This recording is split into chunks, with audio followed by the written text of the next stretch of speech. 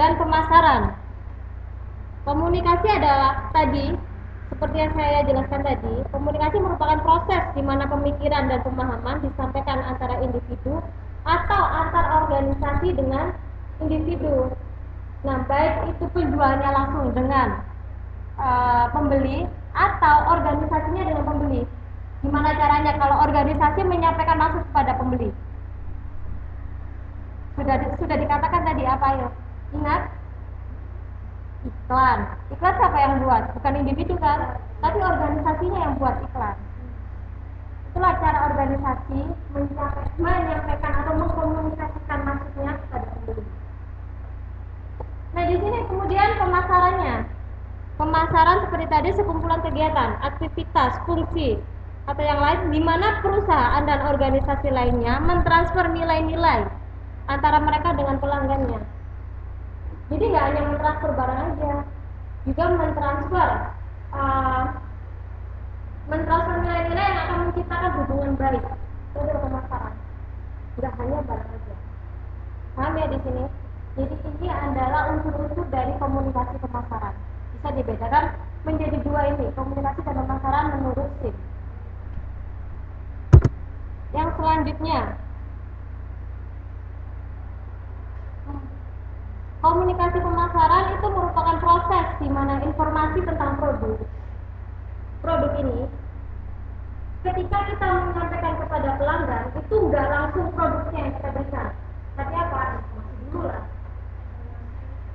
Jadi kita harus mengubah produk ini menjadi suatu informasi. Nanti kita akan pelajari media-media apa yang bisa kita gunakan untuk menyampaikan produk ini, menyampaikan informasi tentang produk ini. Nah, kepada target pendengar, target audiens yang nggak lain adalah konsumen kita. Ini adalah proses dari komunikasi pemasaran.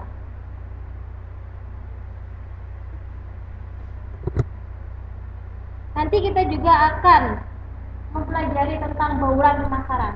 Sebenarnya kalau komunikasi pemasaran itu kita harus mendalami tentang bauran pemasaran. Tapi ketika saya melihat di modulnya, itu kita hanya mengenal, bukan mendalami tentang bauran pemasaran.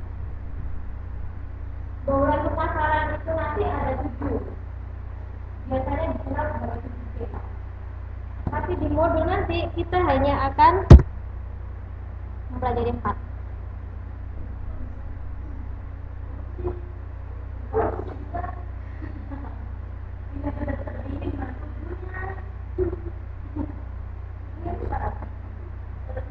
Coba dilihat di modul 4 dan 5 atau 5, 6 atau 5.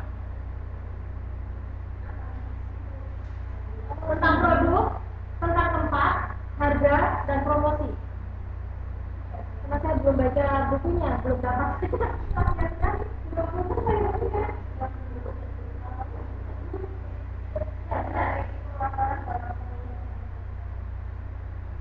Tapi akan dibahas secara singkat di bab-bab lain atau di modul-modul ada.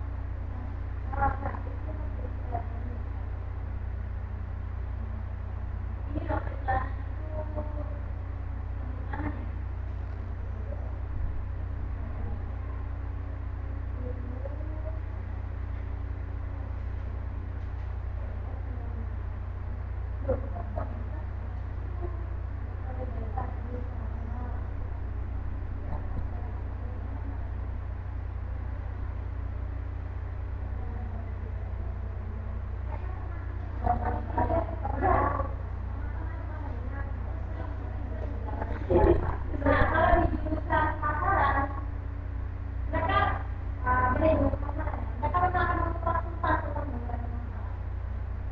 Seperti halnya, jadi kayak gini. Kalau di sini namanya mata kuliahnya adalah komunikasi pemasaran. Tapi kalau di jurusan manajemen pemasaran, itu nanti mata kuliahnya ada manajemen pemasaran, ada manajemen strategi. Nah, mereka mengupas tuntas tentang bauran pemasaran.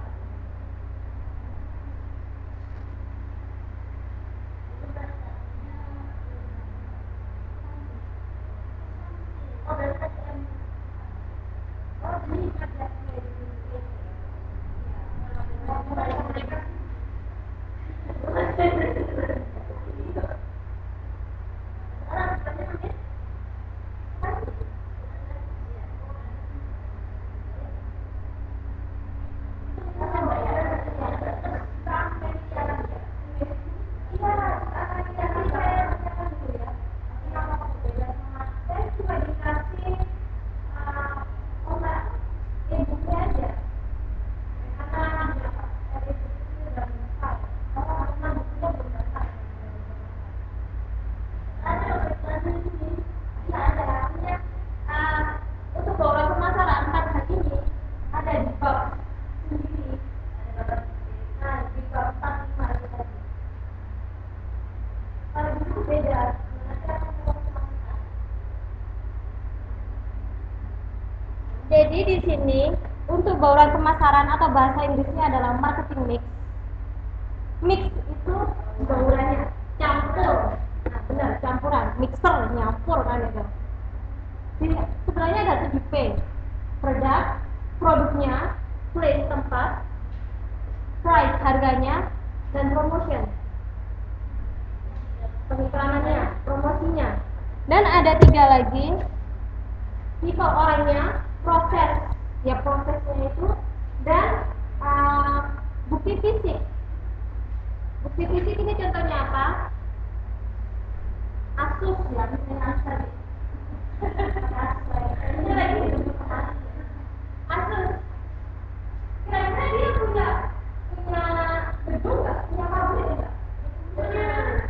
Mana tahu dia tahu. Dia tahu di dalam punya pabrik, punya pabrik, punya perusahaan besar, tapi nggak tahu. Kalau nggak ada pabriknya, nggak ada perusahaannya, nah itu. Jadi sebagai orang pelanggan kita ya Asus. Seharusnya dia punya pabrik, bukan dia cuma brand, kemudian pabriknya milik orang lain. Jadi kita sebagai pelanggan harus tahu bahwa Asus ini punya pabrik sendiri. Itu adalah sebagai bukti bahwa Asus ini memang benar-benar ada. Itu adalah bukti fisik. Salah satu dari bauran pemasaran yang itu memastikan kepada pelanggannya, aku ada, aku ini benar-benar ada di sini. Itu adalah bukti fisiknya dia. People di sini orangnya atau pegawainya, karyawannya, entah yang memproduksi, entah yang mendistribusikan, atau entah yang melayani pelanggannya. Jadi semakin berkompeten orangnya, akan semakin sukseslah pemasarannya. Proses, ya itu tadi, proses dari marketing yang sudah saya jelaskan dari awal tadi.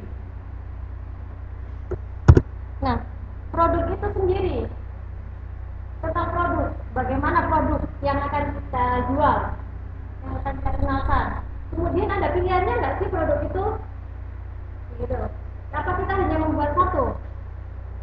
Nggak kan? Jadi kita benar-benar akan mengenalkan tentang produk itu, entah karakteristiknya, entah macamnya, entah brandnya, brand sendiri itu.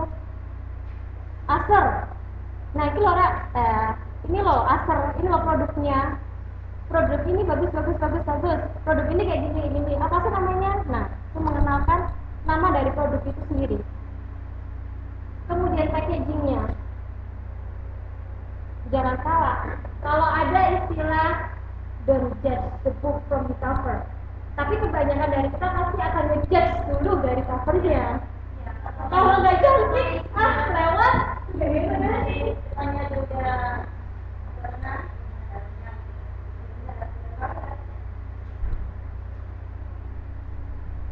jadi semua tentang produk itulah yang akan kita komunikasikan. Kemudian setelah itu harganya. Harga perusahaan menentukan harga. Perusahaan menentukan harga itu nggak akan serta-merta.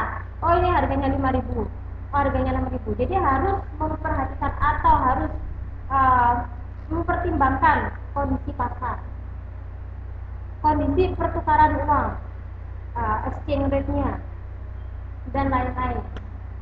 Jadi harga ini jika dijual, misalnya kamu punya butik, katakan kamu punya butik, harganya biasanya dijual di TP.